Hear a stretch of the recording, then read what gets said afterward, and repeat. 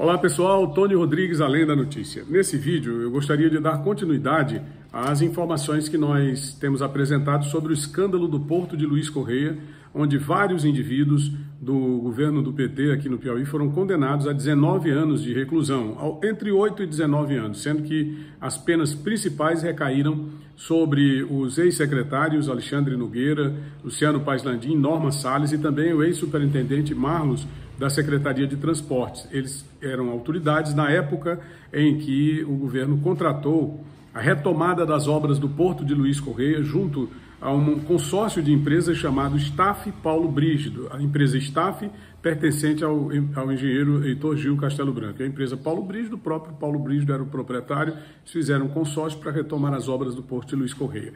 De acordo com a sentença atribuída pela Justiça Federal, foram 38 milhões e 145 mil repassados pelo governo federal, dos quais lançou-se mão de cerca de 11 milhões e 500 mil reais. E deste montante, pelo menos 5 milhões e 400 teriam sido desviados ao erário. Então houve a sentença atribuída pela primeira vara da Justiça Federal em Parnaíba, no dia 1º de julho agora deste ano. E os petistas, como não poderia deixar de ser, já trataram logo de tentar blindar o seu chefe maior, o chefe maior da organização aqui no estado do Piauí. É mais ou menos como se fosse uma atitude, uma coisa já prevista, não é? O menor protege o maior. E nesse caso, o que a gente viu foi o seguinte: dentro da sentença tem um trecho de uma colaboração premiada de um cidadão chamado Anderson Castelo Branco, que atuava nessa obra e que foi colaborador da Justiça, do Ministério Público Federal, para mostrar a realidade do que acontecia lá dentro. Então ele mostra que 8% dos valores destinados eram desviados para propina no valor de 8%, sendo que 1% era para o superintendente Marlos, 2% para o secretário de ocasião, e os 5% restantes eram entregues diretamente ao governador. E aí onde é que está a história? Quando ele diz o governador, ele se refere ao governador da época. Quem era o governador na época? Era o senhor Wellington Dias. Mas os petistas dizem que ele não cita em nenhum momento o nome do governador. O nome Wellington Dias não é citado. De fato, pelo menos no trecho que foi decupado pelo Ministério Público, encaminhado à Justiça e utilizado na sentença do juiz Issa Maia, não tem o nome Wellington Dias, mas tem a denominação o governador. E na época o governador era o senhor Wellington Dias. Eu não tenho conhecimento de que outro indivíduo tenha sido governador do estado do Piauí naquele período. Eles gostam de usar essas artimanhas, essas estratégias para tentar desvirtuar a informação, para tentar descredibilizar o fato. Mas a colaboração, ela não teve o condão de ser aceita pelo magistrado no julgamento. Por quê? Porque, segundo o magistrado, não foram apresentados fatos corroborativos aos depoimentos do senhor Anderson. E por isso não houve uma sentença atribuída ao então governador. Mas mesmo assim, houve a diminuição de 1/3 da pena do senhor Anderson, porque ele manteve no juízo a mesma temática, né, adotada quando depois ao Ministério Público. Ele não recuou, né, ele disse que iria depor e de fato depois, então ele aceitou por uma questão de segurança jurídica, porque já havia sido compromissado com o depoente, com o colaborador ou delator, como costuma dizer o PT. Porque o PT, ele, para desacreditar as pessoas, para desacreditar as denúncias, ele vai logo nessa questão, né, ele vai logo nessa chamar de delator, para desmoralizar, para descredibilizar.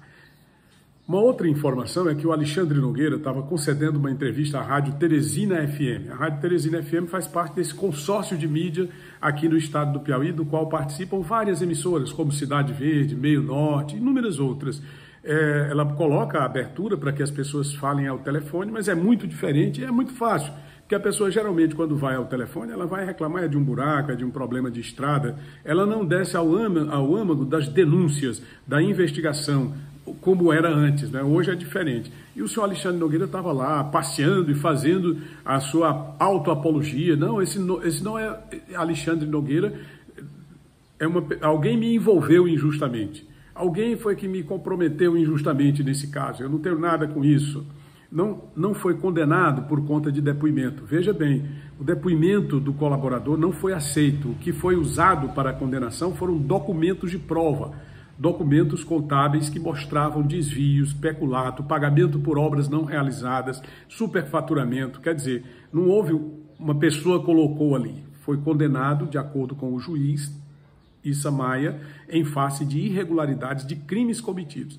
E por força do jornalismo, nós continuamos investigando e chegamos a uma fonte que, em compromisso de sigilo, nos disse que o senhor Alexandre Nogueira teria, inclusive, os recursos garantidos, né, já guardados, caso seja necessário devolver ou caso ele consiga uma amortização da pena de 19 anos e 3 meses de cadeia, que foi condenado, caso devolva esses valores que ele teria surrupiado ao erário à época como secretário de Transportes. Ele passou pouco tempo, mas foi bem contundente o período dele, do Alexandre Nogueira.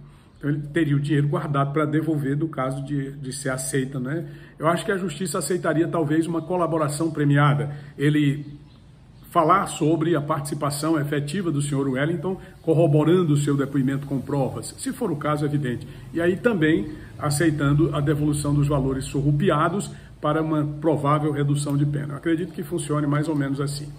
E eu também queria destacar aqui o fato da solidariedade entre os membros do governo, não vou dizer cúmplices, nem vou dizer a solidariedade entre elementos de uma organização, como geralmente a imprensa nacional costuma dizer quando se refere ao PT. Porque a própria Procuradoria-Geral da República já disse que o PT é a maior organização criminosa em atividade no Brasil. Isso desde o período do Mensalão, passando depois pelo Petrolão, passando depois pelo quadrilhão do PT, pelo escândalo das estatais.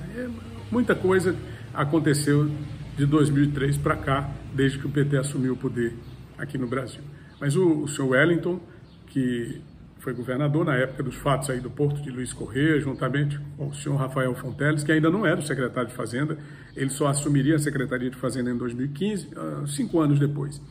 Mas ele esteve, quer dizer, o Wellington e Rafael estiveram na Fazenda Boa Esperança. Fazenda Boa Esperança pertence ao ex-secretário de Transportes, Luciano Paz Landim, que nesse processo foi condenado a 19 anos e 3 meses de reclusão pelos mesmos crimes: peculato, desvio de dinheiro, pagamentos por obras não realizadas, por trechos não realizados do porto, superfaturamento, quer dizer, o desvio propriamente dito do recurso atribuído para aquela obra tão importante para o Piauí, que poderia ter mudado a história do Piauí, se tivesse sido concluída no seu primeiro momento lá de 78 a 85.